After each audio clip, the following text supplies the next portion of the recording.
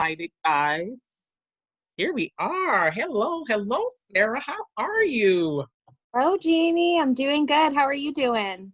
I am doing well. But before we get started, let me just do all my intros and let me welcome everybody to our interview. I'm so excited. I want to say welcome to Bald Life Magazine. My name is Jamie Elmore. I am the editor-in-chief of Bald Life Magazine. I am your alopecia confidence coach for my babies. I am the alopecia auntie, alopecia sister. I just have a lot of titles, but I am so excited to be here on tonight actually. And let me tell you guys a little bit about Bald Life Magazine. Bald Life Magazine is a platform for men, women, and children that are bald due to alopecia, cancer, medically induced, or simply by choice. This platform is for them. This platform is for them to share their story, to stand in their truth, and to unapologetically rock their crown. I mean, I don't believe there's another platform out there for us and for our community, but I wanted to find a safe space for us to share our stories and to let my community and my family know that we need to be heard. Our stories are important, and there's space for us. There's space for us. And so before we get started, I want to encourage everybody to share this video. Oops, there we go. Okay. Yes, I want everyone to share this video and invite some of your Facebook friends, and because I guarantee that something is going to be said tonight that will encourage someone, will give someone some hope, and at the end of the day, let someone else know that they are not alone. So let me tell you guys about alopecia. What is alopecia? Alopecia is an autoimmune disease. It's where your immune system attacks your hair follicle and causes your hair to fall out. There are 6.8 million people in the US, 147 million people worldwide that have this disease. It's not contagious. You can't catch it by standing next to one of us. But one thing for sure, alopecia does not discriminate. That means that it can happen to anybody, any age, any gender, and any race. It doesn't matter. Alopecia will just show up. Alopecia is rude. It has no manners, and you it hits you like a ton of bricks out of nowhere. You cannot see alopecia coming. It is not. You can't look on the horizon and see it. It just shows up out of nowhere. And so I'm just excited to have my beautiful guest here with me on tonight. And I just want us to have a conversation and talk about her journey and her story. So Sarah, let's just jump right on in. I just been so excited, and I'm so mad that I waited so long to get you on here. I'm like, duh. I mean, you support me in so many ways, but you're here tonight, and tonight is all about you, and all about you having an opportunity for people to know the Sarah behind the Facebook post, to get to know who you really are, and for them to understand that you have a place and you have a purpose and you have a calling on your life as well. And so I want to know, let's just jump right in real quick. Tell us, what age, how old were you when you started noticing your hair was falling out, and give us the journey up until you were actually diagnosed with alopecia. So I was extremely young when I got diagnosed with alopecia. I was only 3.5 years old when I was diagnosed with alopecia. Um, when I was a baby, just born, I was actually in the NICU for a month. It was just complications at the end when my mom gave birth. And so that's a little tidbit. I was in the NICU for about a month, but I went on for 3 more years without losing any hair. And then my mom told me one day she was giving me a bath when I was about 3.5 years old, and she just noticed clumps of hair starting to fall out. And not too short after, I lost my eyelashes, my eyebrows, all the hair on my body, and I got diagnosed with alopecia. So that was when I got diagnosed. I was super young. Yeah. That's a lot. And I know I can't even imagine what your mother was going through when Yeah. she saw her baby losing all of her hair. So you were about 3 years old, 3.5 years old. Now, what age do you remember seeing and actually understanding what was going on? I mean, do you remember how old you were when it actually kind of hit you that I you were different? say I would say 6 years old. Um, Mm. 6 years old was when I started to notice that I was different from the kids around me. And I think that's how I really started to understand that I was different, when I was exposed to school. Um, because that's when, you see all the other children and what they look like. And then you see the looks that they give you. You get the comments of, why did you lose your hair? Are you sick? So that, I would say about 6 years old, when I could fully comprehend that everyone else around me in school had hair. So I can't even imagine what it was like as a child to have alopecia, because we know how mean and cruel kids can be at a young age. And I really think that they don't even know what they're doing, no. when it comes to teasing and things like that. So while you were in middle school, high school, did you deal with any bullying? I mean, talk to us about what was it like every day going to school? Were you wearing a wig? Just tell us what it was like just navigating as a child in middle school and high school. Yeah, so I started to wear a wig about the 5th grade, I think, was when I told my parents that I would like to wear a wig. It was my decision. And so they bought me a wig about the 5th grade. And then going into middle school, definitely, I wore a wig every day. And it was definitely, I would say, the hardest years that I went through. As a human being, easily the hardest years. I endured a lot of bullying, really, really harsh bullying. I would say 6th, 7th, and 8th grade, all 3 years. Throughout the week, I would like eat my lunch in the guidance counselor's office. I would do everything I could to avoid the cafeteria because there was just a lot of teasing going on. I'd have like threats to have my wig ripped off all the time. Just really, really mean things. And then when social media came around, which was like when I was in the 7th or 8th grade, was when I started to learn about face and things like that. Um, there was a lot of bullying through that too, because I signed up for MySpace and AIM, and I would get these messages just saying awful things to me. So yeah, I endured a lot of bullying. I got chased home from school. Yeah, a lot of different things. So I, I, yeah, I can't imagine. But it speaks to the support system that you had in place, which was, your family, I'm sure, and your mom. oh, But definitely. what was I don't want to say the cruelest, but what was the hardest thing that you dealt with? You said you dealt with bullying, but what was something that somebody did to you that totally like knocked the wind out of you? Can you talk to us Um, about that? yeah, so it was my 8th grade year. It was towards the end of my 8th grade year, and I had endured bullying every day, 6th and 7th grade.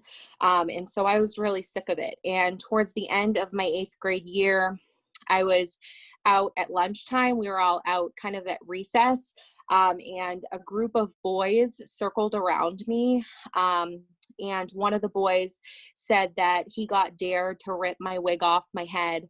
And he looked like he really didn't want to do it. He looked super uncomfortable. And I remember him saying,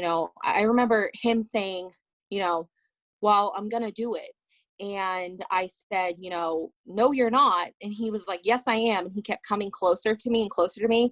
And there were kids in the background. What I actually remember more than anything else was the kids in the background just watching.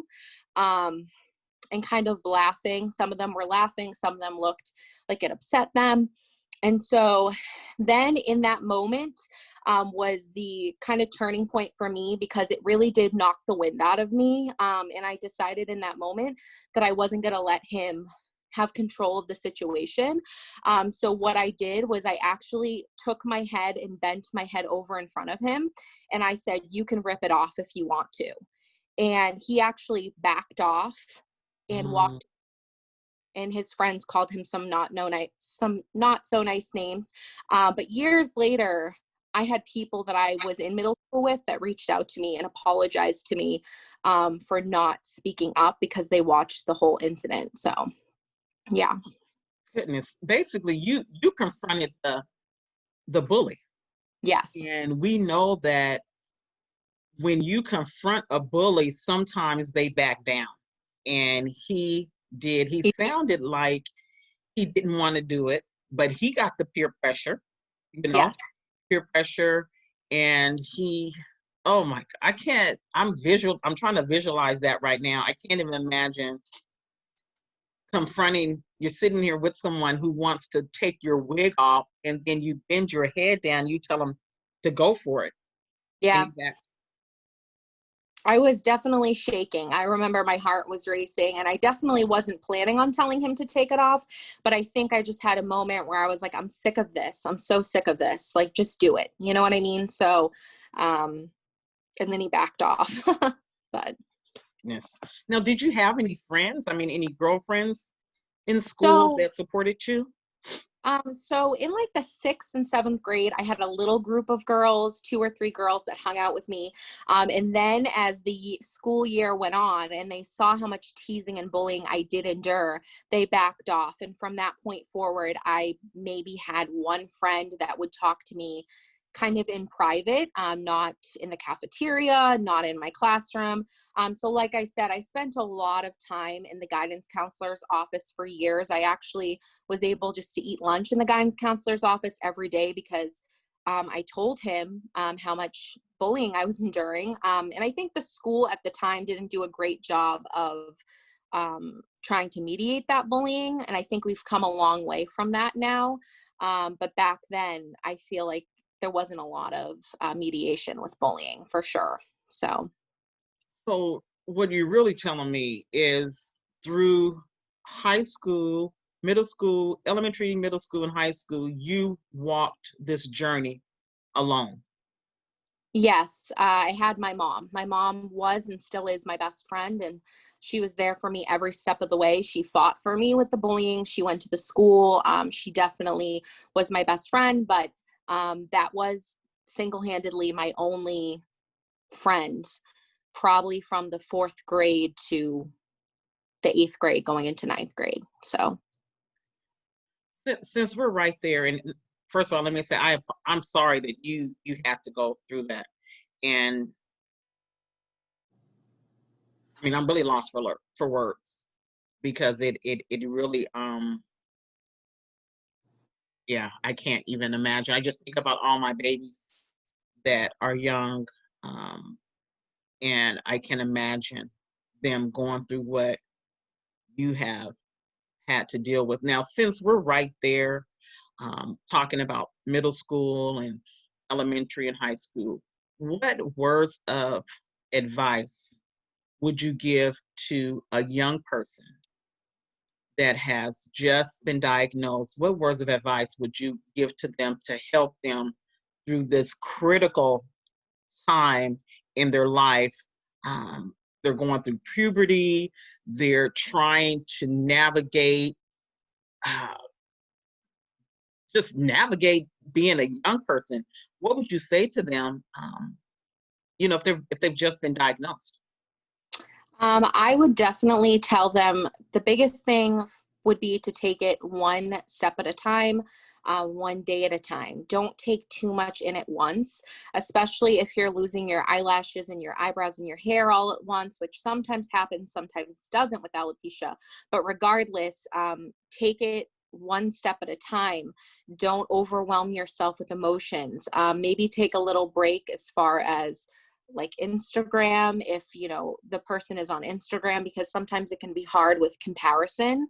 You don't even see yourself doing it, and you don't want to put yourself in that situation either. But I would say, to be honest, take advantage of the support that we have right now as far as social media goes on Facebook. I think it's a really good time. I didn't have that when I was a teenager.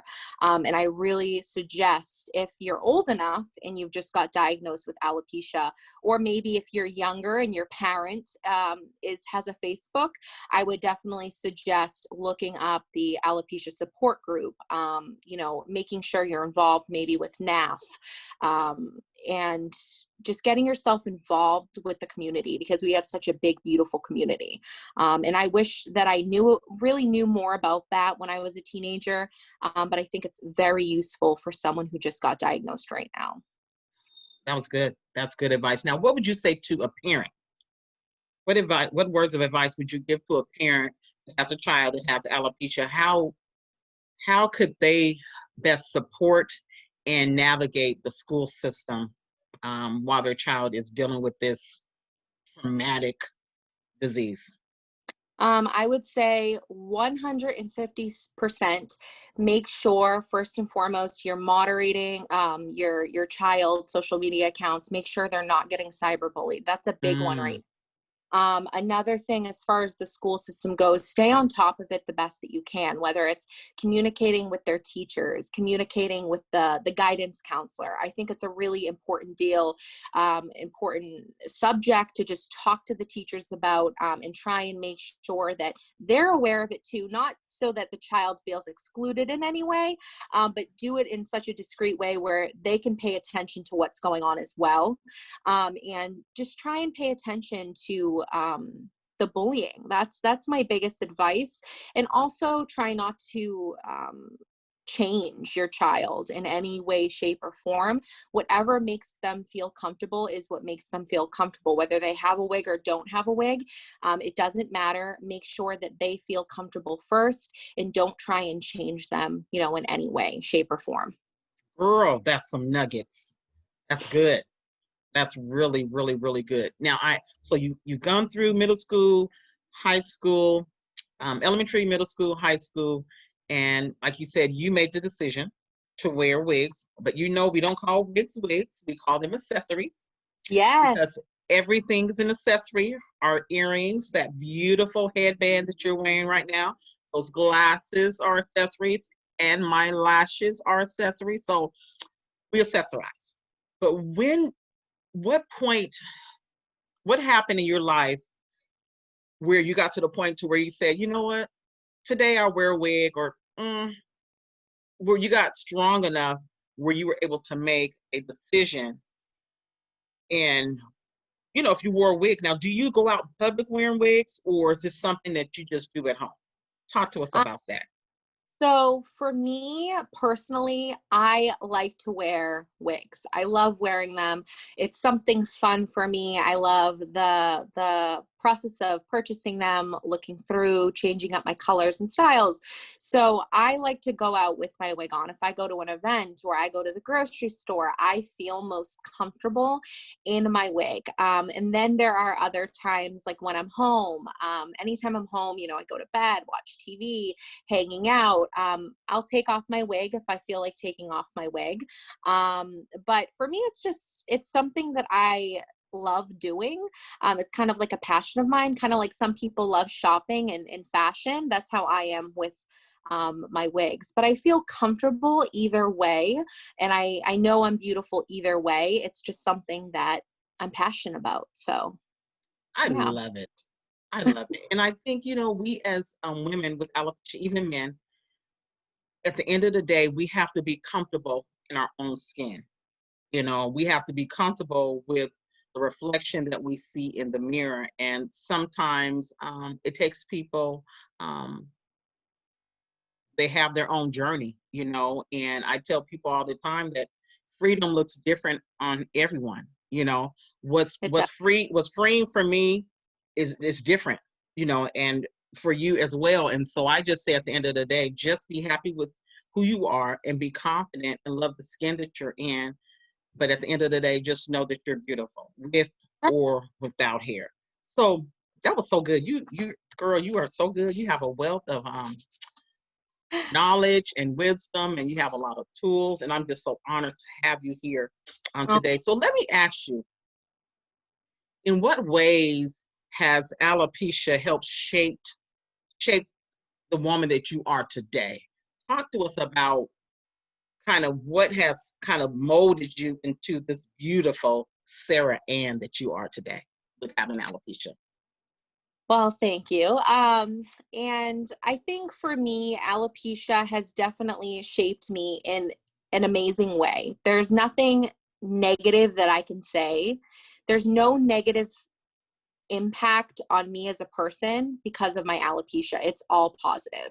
I didn't feel that way when I was in middle school or high school, but it took me a while, but I had kind of an awakening one day where I just felt like I'm sick of not being myself. I'm sick of trying to live up to beauty standards. And I think alopecia has made me be a much more compassionate and sympathetic person towards other people.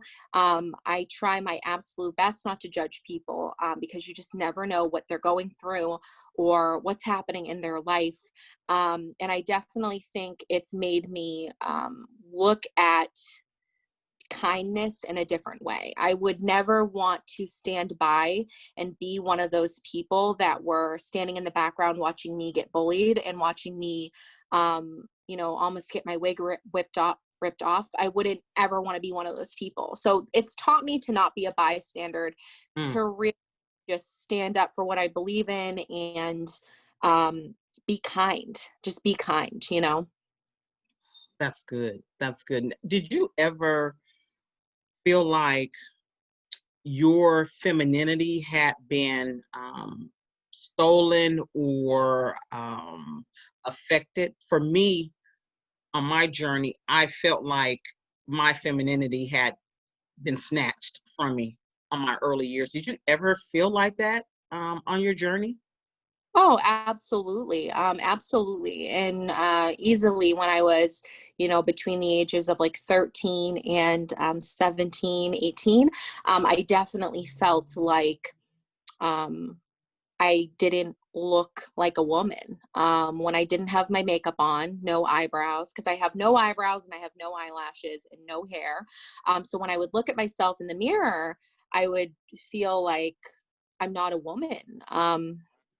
And it took me a while to start to realize that eyebrows and eyelashes and hair does not make a woman, but we grow up seeing that on everything we look at, whether it's the TV, the newspaper, whatever it is. Even if you don't have social media, you just see what a woman is supposed to look like. So it took a long time for me to get that image out of my head.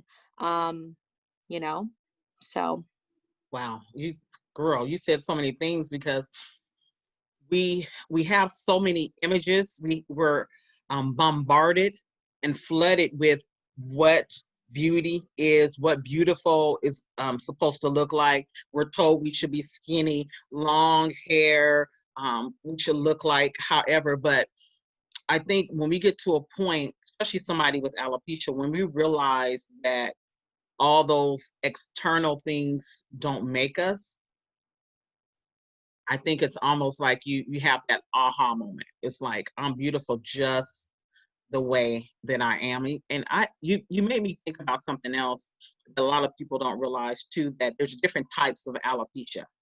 Alopecia areata, where you have, the bald spots when your hair starts falling out get bald spots like in your head, your eyebrows, or eyelashes, or beards for some men. Then you have alopecia totalis, where you lose the hair on your head. And then you have alopecia universalis. And that is pretty much, that's total body hair loss. I mean, you have no hair on your body. And for me, I don't even have nose hairs, no eyelashes, no nose hairs. You either, so do you have alopecia universalis too then, right? Yes. Yeah. So how do you, because for me, like now, I'm trying to be strong. I'm gonna go ahead and be transparent. My nose, my nose It's just starts running, and I'm sniffing and I'm talking to people and yeah. I'm sniffing. They're like, "Are you okay?" And I'm like, you don't understand. I don't have any nose hair. So does it hit you like that as well? Do your nose Oh, just start running? definitely, especially during allergy season. It's terrible. I wake up every single morning and I just have a tissue. I have a tissue by my bedside every single night because I'll wake up in the middle of the night or as soon as I wake up in the morning and my nose is just running so bad. So I definitely go through that. Yeah. And I don't think people realize how important hair is or the functions of it. So we think about, our nose hairs, how it's supposed to protect us from dust and all that. And then no eyelashes, I don't have any eyelashes, so it can't protect you from anything. I mean, everything has a purpose. I mean, Yeah. it really does. And you don't realize the purpose sometimes until it's gone. You Oh, don't have the ability to use something. It's just like the saying that you don't realize how good you have it until somebody's gone. You know what I mean? oh yeah, for It's like, sure. well, it's gone now. But I want to ask you, because I talk to a lot of women that of course they have alopecia, and one of the topics that always come up is relationship. Can you date? Will I ever find a man that will love me, accept me? Because I went through the same thing. Hmm. It was hard for me. The guy who was like pivotal in my journey, the guy who helped me shave the hair off my head, I didn't tell him for 6 months. He didn't know I had alopecia. He didn't even see it. He didn't know what was going on. So for you, what has your dating life look like? And how did you share with your significant other your alopecia journey, or just your that whole alopecia piece? Because that's hard for some women. I know some women right now that are married and their husband has not even seen them at all. So talk to us about how you were able to talk to your significant other about your alopecia. So definitely for me, one of the biggest things I struggled with having alopecia was a lack of confidence in a sense where I was always constantly trying to be someone I'm not and trying to impress people, whether it was friends, significant others, whoever it was, I wanted to impress them in some way to try and make up for the fact that I was bald, if that makes any sense. So at the time in my mind, I had to act like someone else or do extra things in a friendship or a relationship to make up for me being different, because me being different at the time, I didn't feel like that was beautiful. So with a relationship, I never had success in relationships, middle school, high school, I never had real boyfriends. And that was simply, I think, because I wasn't open to being who I truly was. So, Mm. don't love yourself, you can't love anyone else, and no one else can love you because they don't know who you are, right? So for me, with my significant other, I met him my senior year in high school, and for the first 6 to 7 months, I did not tell him that I had alopecia. I actually lied about it. He noticed it as soon as he met me because I didn't draw on my eyebrows the way that I do now. I barely even had any to even show. And I obviously don't have eyelashes either. So he could tell different things and he could tell with the wig. So he had asked me, are you wearing a wig? My response to him was, yes, I'm wearing a wig, but I have hair underneath. And he said, really? Why do you wear a wig? And I said, I just wear it for fun. So I totally lied about it. And his sister is a hairdresser, so she knew something was up as well. And so after a while, probably a couple weeks after that, he had said to me, I know something's up. I just want you to be honest with me. Tell me, what's going on. And I then opened up to him and told him that I have alopecia. And he then started to ask if he could see me without my wig on. And I kept telling him no. It was probably a year, maybe a little less than a year, before we were watching a movie, and he just said, will you please take it off so I can just see? And I Oh, took it of him. And the second I took it off, he kissed the top of my head and he said, see, it's no big deal at all. And that is right now, that's my fiance. We've been together 7 years now. And it was a struggle. It was a real struggle. And it took years. It took like probably 2 whole years before I started to feel comfortable with taking my wig off in front of him and being more open about it. But it was only when I did take it off in front of him, and only when I did truly start to love myself, that we got more deep into the relationship and that we were able to love each other in a different way. So, girl, that's amazing. And that's beautiful. And you hit on something that I think that women that have alopecia, we don't understand how important it is to be open and honest, transparent upfront, especially if you feel like this relationship is going somewhere. I'm not saying every guy you meet, you run off and tell them, especially if you're wearing a wig, you go off and tell them what's going on. But the sooner, and tell me if you agree with me, the sooner we can share what we're dealing with, that we have alopecia with somebody that we think we're going to be in a relationship, don't you think that kind of takes off some anxiety? It opens up your relationship. Wouldn't you agree? I totally agree. And if you don't have to do it for your significant other, do it for yourself. Yes. Be for yourself so that you can breathe easier. And if he's not going to be attracted to you, that was my number one concern, was, is a man going to be attracted to me without my wig on, or are they going to think that they're dating a man? And are they going to be totally turned off by that? And it's going to be a total deal breaker. I personally think, and Trevor has told me this too, he likes me better when I don't even have a wig on, because he says, it feels more just authentic to who I am, my personality, everything like that. So he likes whatever makes me comfortable. But the point is just, do it for yourself. Be honest for you, Yes. you know? So. Yes, that's it. You said it. Do it for you, because at the end of the day, it's you looking at yourself in the mirror, and if we're going to get that healing that we need, we have to be honest with ourselves, because having a man in our life is not going to bring the healing that we need, Nope. so that's really good. Ooh, this is so yummy. Isn't this yummy? This is so yummy.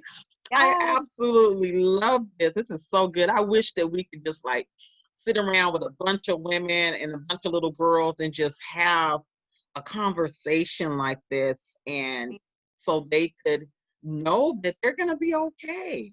You know, One they're going day. to make it. Yeah. Yeah, that they're going to make it. So, how do you find what ways do you find support when it comes to alopecia? Not only what ways do you find support, but what ways do you help support other women that have alopecia as well? Yeah, I think right now the biggest thing for me with finding support is Facebook. Alopecia support group is a huge support for me. I love seeing other women that are wearing wigs, not wearing wigs, how they feel about losing their eyelashes and eyebrows. And I think it's a huge support right now for a lot of people. And so that's one way that I find support. Another thing too, for me, I try to help other people by posting photos of me without a wig on, and and or posting photos of me with a wig on and talking about why I love to wear a wig and how it doesn't just have to do with feeling like I need to meet some beauty standard. It's for me internally and what I love to do. It's a passion I have. So for me, like, I have a alopecia makeup tips group on Facebook. And so I try to go in there every once in a while and just talk some inspiration to ladies and just tell them they're beautiful, you know, no matter what, you're beautiful. So that's how I find support by supporting others sometimes too. It helps me. So Yes, I get it, because with me on my journey, my strength came after I started a support group, after I started helping other people, because you yeah, take the focus off of yourself, you're helping someone else, and then in turn, you're getting strength. You know what I mean? You're getting oh, encouragement definitely, from them. And that's how 100%. it works.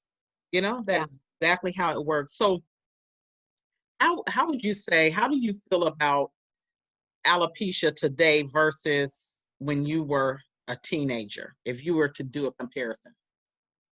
If I were to do a comparison, I would say that um, I hated alopecia. When I was a teenager, I hated the fact that I was different. And I definitely was insecure and didn't love myself. And so, comparing that to now, I would say that I love alopecia. There are days, do I wish I had eyelashes so that I don't get dirt in my eyes? Of course. But I love alopecia and I love everything about it. And it has shaped me into a really strong and courageous person. And it took me a long time to be able to talk about myself in a way that was positive. And I just think that looking at it back then, I was super negative about it. But as you grow and have experiences, you see that you were given alopecia for a reason, that it's actually a gift. And you can use that gift to help other people.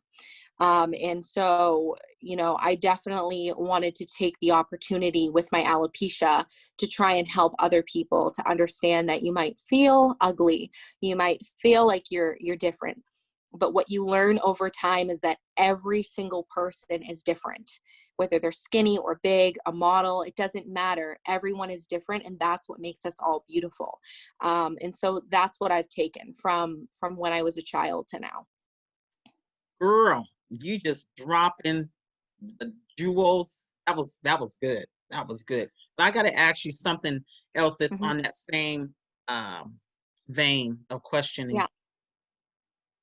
What would you say to the little girl, um, knowing what you know now? What would you say to the little girl with alopecia who was Sarah? What would you say to her if you could speak to the little girl Sarah, knowing what you know now about alopecia? What would you say to her? And can you speak to her now? Um, yeah. Do you get that question? What I'm saying? Yeah. Okay. Um, I would say that I know you're really confused and I know you're scared. Um, and I know you feel like you don't have anyone, and that you're so different, but one day you will see that this is a blessing, this is a gift, and that you can use this gift to help so many people. Yes. Yes. And when we go through things, we don't realize that our pain. We don't realize. We don't understand the pain. We don't understand what we go through, but our pain can be turned into our purpose. Our stories are not our stories. You know, your story is for somebody else, because there's going to be Right. somebody that's going to listen to this video, look at this video, and be able to relate to your story. And so I don't take it lightly that you chose to say yes to come on this platform and share your story. I thank you for being transparent. I thank you for fighting um, through life to get to where you are today. And I just thank you for all that you do, for all the little girls and little boys that you're going to touch and that you're touching even now. So I want to thank you for saying yes to me and to my audience. I do. Thank- I just want to give you a little virtual hug. Oh, I know. I had Give you through the screen. through the screen. Yes, give you a virtual hug.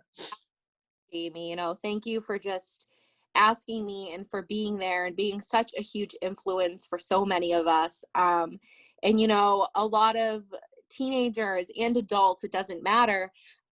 Some of us still feel like our voice might not matter, right? So it's important that you're there to remind people your voice does matter. You can make a difference. And so, thank you for asking me to be on here. I think every opportunity to talk about my story is an amazing growing experience for me too. So, I appreciate you just being you.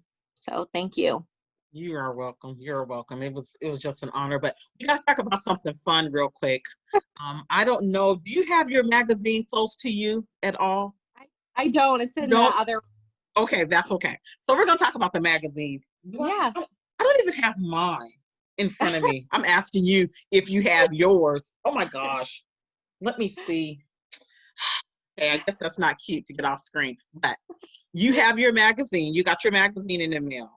Yes. Tell me, give us, because there are a lot of people that have not purchased a copy. Yeah. So please tell the audience what your thoughts on a real level, what your thoughts are about the magazine and how you think this magazine is a game changer and what this magazine would have did for you as a little girl or a teenager having something like this. So please talk to us about Bald Life magazine. So Bald Life magazine for me is a really, really, really big deal. And that goes to just being in a nail shop before quarantine, being in a nail shop or being at the grocery store and seeing all those magazines of women all dressed up with their hair and their makeup and just thinking, why don't I look like them, right? For years. And so for me, Bald Life magazine just brings the beauty standard to a whole new level. I love it. It creates a new game. It's a new game. And it's awesome. And so I was super antsy to get my hands on the Bald Life magazine because just reading other people's stories, it affects you in a different way when you can relate to everyone's story in a different way. For me, I feel like I can relate to every single person's story, but just little tiny details I can relate to, maybe not the whole story. And so it's substantial to be able to read something that you can actually relate to, opposed to just like reading, a junk magazine, which can be fun sometimes, but a lot of the times it can just kind of kill your confidence in that moment, reading those magazines. Whereas this magazine is meant to do nothing except uplift, be something that someone can relate to and change the beauty standard game. So I love it. I love it all around. I totally suggest getting a magazine. I'm on my way to order a second one, to be honest. But yeah, totally suggest it. So That is so amazing. Thank you for that positive feedback. And like you said, just to be able to go into a store, and I'm working on that, getting the magazine into stores and hospitals or wherever we can get them, to just stand in line. Can you imagine standing in line and looking over and you see a magazine where it's a bald person? I mean, yeah, everybody in the magazine is bald. yes, Men, women, and children, all different ethnic groups. I guarantee somebody will be able to relate to somebody in that magazine. And so I'm just excited to what's to come.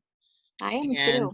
it's just the beginning. And um it's gonna take everybody helping spread the word about the magazine. It's Yeah. just going to take everybody. And for everybody who is watching, you can go to the actual website, and I will put it in the comment section. You can go to baldlifemagazine.com and purchase directly from the website. And MagCloud, that is our platform for the magazine. They will send you a copy in the mail.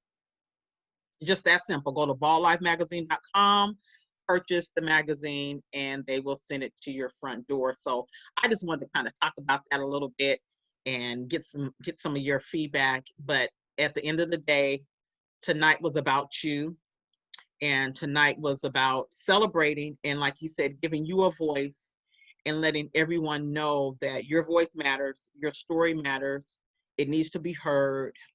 I will do all that I can do to make sure that it's heard, for my community and for my family, my alopecia family. So thank you again for coming on here. And do you have any last words that you would like to share with our audience?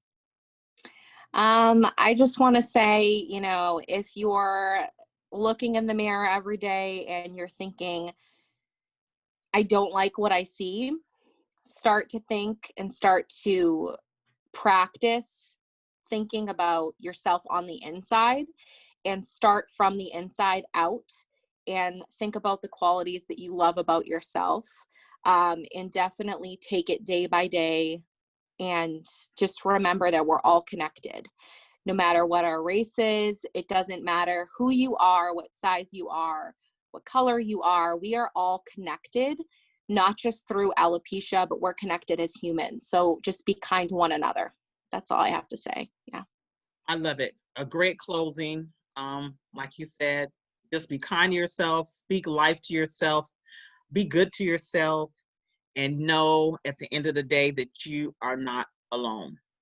You have a huge alopecia family out here that Big time. loves you and that will walk alongside you on this journey. So we're going to say good night and thank you again. And please Thank share this you. video, everyone. And you know what?